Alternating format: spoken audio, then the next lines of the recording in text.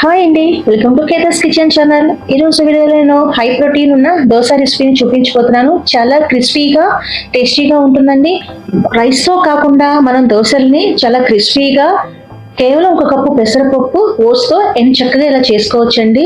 బరువు తగ్గడానికి కూడా చాలా వరకు సహాయపడుతుందండి. అయితే నేను ఇప్పుడు ముందుగా ఒక కప్పు అంతా పెసరపప్పు తీసుకొని శుభ్రంగా కడిగి నేను 1 గంట వరకు నానబెట్టుకుంటున్నాను.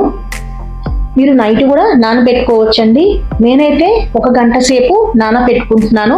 పెసరపప్పు ఒంటికి చలువ చేస్తుంది కదా, అందుకని చక్కగా నేను పెసరపప్పుని ఇలా కడిగి శుభ్రంగా నానబెట్టుకున్నాను.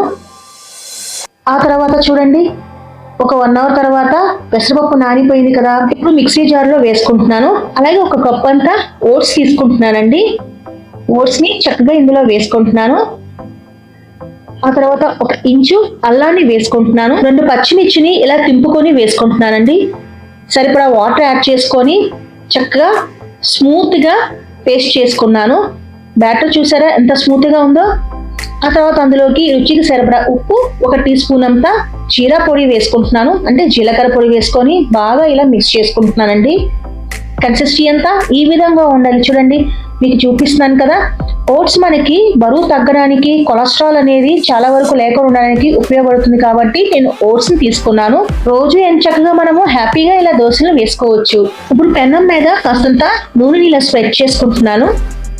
పెనం బాగా హీట్ ఎక్కిన తర్వాత నేను చక్కగా ఇలా దోశను వేసుకుంటున్నాను. మీకు చూపిస్తున్నాను కదా, ఈ విధంగా ఒక గరిటతో ఇలా దోశను వేసుకొని ఇలా చక్కగా రౌండ్ చేసుకున్నాను. ఆ తర్వాత దోశ వేగిన తర్వాత ఇప్పుడు నేను 1 టీ స్పూన్ అంతా ఆయిల్ వేసుకున్నానండి.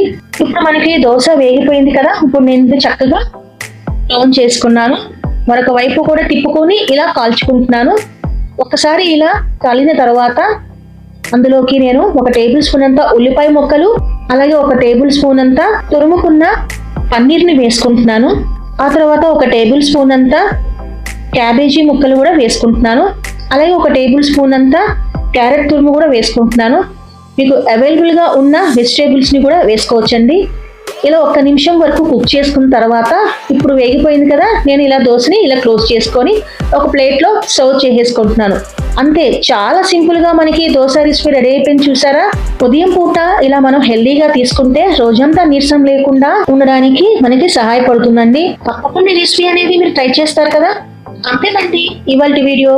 ఈ సింపుల్ అయిన రెసిపీని ట్రై చేసి కామెంట్ రూపాన ఎలా వచ్చిందనని మీ అభిప్రాయాన్ని తెలియజేయండి. ఇంకా మరికొన్ని వీడియోస్ కోసం నా ఛానల్ని తప్పకుండా సబ్స్క్రైబ్ చేయండి.